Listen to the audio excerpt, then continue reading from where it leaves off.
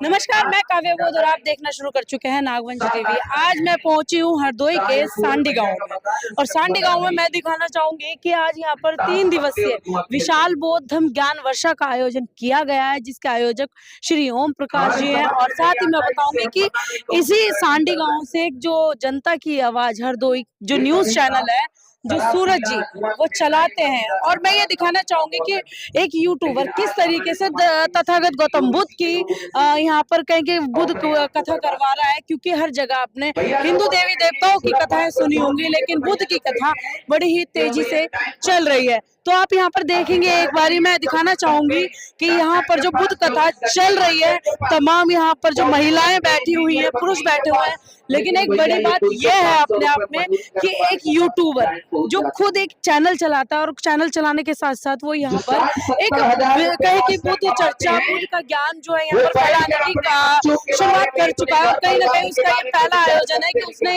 इतनी सारी महिलाओं को यहाँ पर इकट्ठा कर दिया। और एक तरफ महिलाएं देख सकते हैं आप, कितनी सारी महिलाएं हैं, और दूसरी तरफ यहाँ पुरुष देख सकते हैं। तो मैं ये दिखाना चाहूंगी कि कार्यक्रम जो ये हो रहा है बुद्ध धम्म ज्ञान की जो वर्षा की बात हो रही है, और 3 दिवसीय जो कार्यक्रम किया जा रहा है विशाल बौद्ध धम्म, तो ये आप सब तमाम लोगों को देख सकते हैं। यहाँ पर बड़े बूढ़े बुजुर्ग, महिलाएं, बेटी, यानी कि छोटे छोटे बच्चे, मैं दिखाना चाहूंगी छोटे छोटे बच्चे भी यहाँ पर बैठे हुए हैं।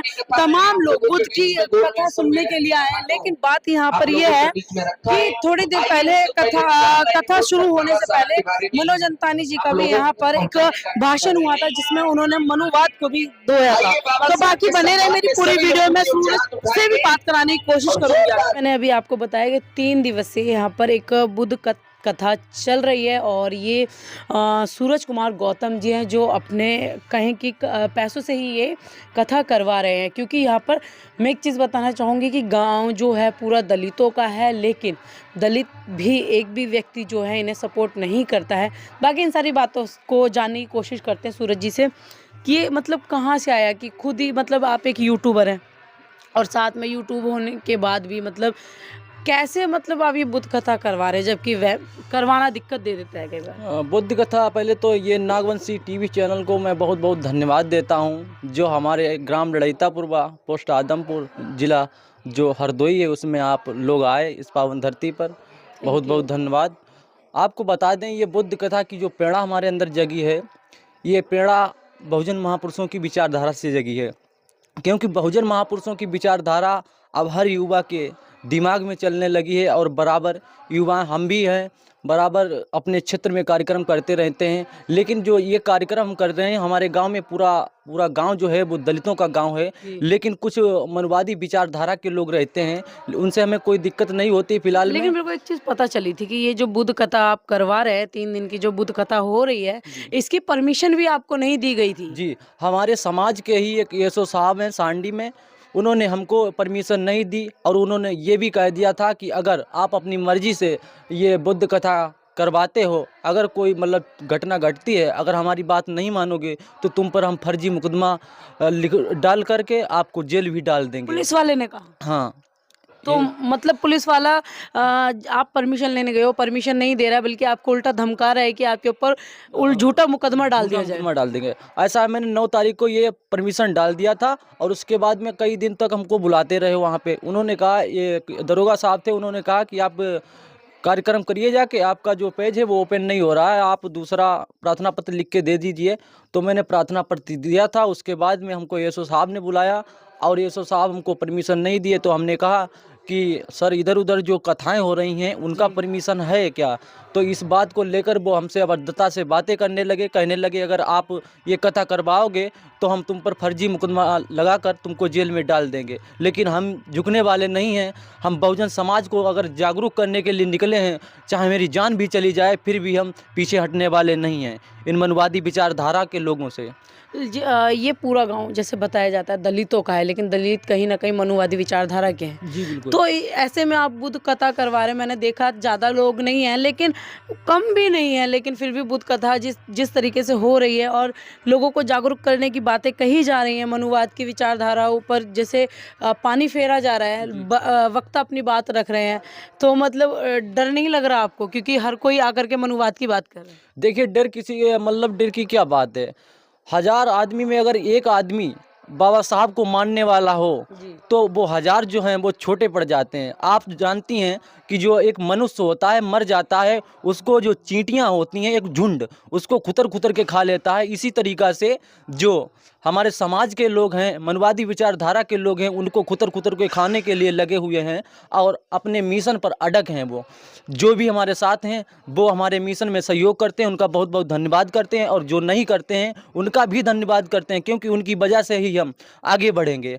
नहीं, लेकिन आपको ये दिमाग में आइडिया क्यों आया? मतलब कि आप एक तो यूट्यूबर हैं, यूट्यूब पे बुद्ध की बातें, बाबा साहब की बातें, विचारधाराओं को फैलाने का काम करते हैं, सत्य को, जो सच्चाई है वो दिखाते हैं। लेकिन ऐसा मन में क्या है, क्योंकि यूट्यूबर बहुत से ऐसे होते हैं वो सिर्फ अपना काम से मतलब रखते हैं, बाबा साहब की बात सिर्फ पर्दे के आगे करते हैं, पीछे से सब गालियाँ देते हैं, ठीक है। लेकिन आपके मन में ऐसा क्यों आया कि बुद्ध कथा भी करवानी चाहिए? ऐसा मेरे मन में इसलिए आया कि बुद्ध कथा जो है, मतलब हमने देखा हमारे गांव में आसपास नहीं हुई हैं, तो बुद्ध कथा जो जब से ये हमारे लोग कर रहे हैं तब से ये जो लाल वाली कथाएं हैं, जो मनवादी विचारधारा की कथाएं, इनकी जो भीड़ है ये ख़त्म होती जा रही, क्योंकि हमारे लोगों ने ही उनके पंडाल भरना शुरू किया था, और आज वो पंडाल बुद्ध कथा के द्वारा ही बंद हुए हैं। तो इसीलिए हमने बुद्ध कथा का जो प्रोग्राम है करवाया है। तो अपने गाँव से कैसे मनुवाद की विचारधारा को खत्म कर पाओगे? क्योंकि सारी महिलाएं जो मनुवादी ही बैठी हुई हैं वहाँ पर, कोई करवा चौथ का व्रत रखती है, कोई 16 सोमवार का व्रत रखती है, जैसे मनोज अंतानी जी ने भी बोला भी।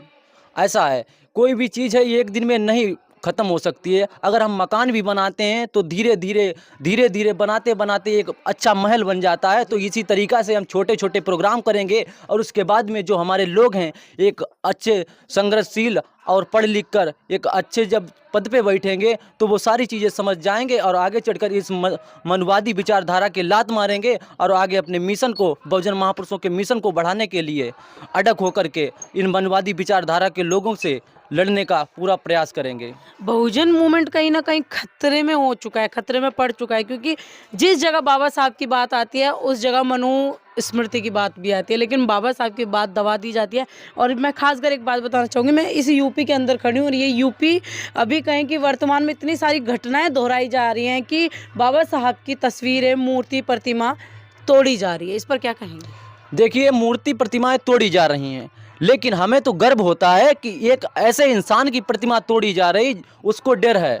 जो लोग तोड़ते हैं उनको डर है कि ये जब प्रतिमा से इतना डर है तो जो बाबा साहब हैं जब जिंदा होंगे तो क्या होता होगा उनको। तो ये तोड़ना भी ज़रूरी है। हम जितनी तोड़ेंगे उससे कई गुना लगा भी रहे हैं। उनके तोड़ने से हम लोग मतलब जो प्रतिमाएं लगाना बंद नहीं कर देंगे। कई प्रतिमाएं हम टूट चुकी हैं, तुरंत लगवाने का भी काम कर रहे हैं और बराबर करते रहेंगे, क्यों ना कुछ भी हो हमारे साथ। लेकिन जो बाबा साहब का मिशन है, बहुजन महापुरुषों का मिशन है, ये बराबर हर युवा के दिल में बैठाने का हम लोग काम करेंगे, और बड़े मजबूती के साथ बाबा साहब के मिशन को बढ़ाने का काम करेंगे। ये कहीं ना कहीं अपने आप में एक बड़ी बात है कि बाबा साहब की प्रतिमाएं तो तोड़ी जा रही है, लेकिन आज प्रतिमाओं से इतना डर लग रहा है। तो उस वक्त सोचने की बात है कि जब बाबा साहब होंगे तो इन लोगों को कितना डर लगता होगा। तो चलते चलते कुछ कहना चाहेंगे समाज के लोगों से? हम यही कहना चाहेंगे, जिस तरीके से हम बहुजन महापुरुषों के मिशन को बढ़ाने का काम कर रहे हैं, युवाओं से अनुरोध करेंगे कि इसी तरीके से आप भी बहुजन महापुरुषों के मिशन को बढ़ाएं। पढ़ाई ज़रूरी नहीं होती है, लेकिन नौकरी, पढ़ाई के लिए नौकरी ज़रूरी नहीं होती है, लेकिन पढ़ लिख कर अपने समाज का अगर काम करोगे उसमें भी पैसा मिलेगा। अपने समाज को आपने एक सवाल खड़ा कर दिया, पढ़ाई जरूरी नहीं होती है। अगर पढ़ाई जरूरी नहीं होगी तो वो नौकरी कैसे करेगा? और नौकरी नहीं करेगा तो बाबा साहब ने कहा था पे बैक टू सोसाइटी, वो फिर कैसे करेगा?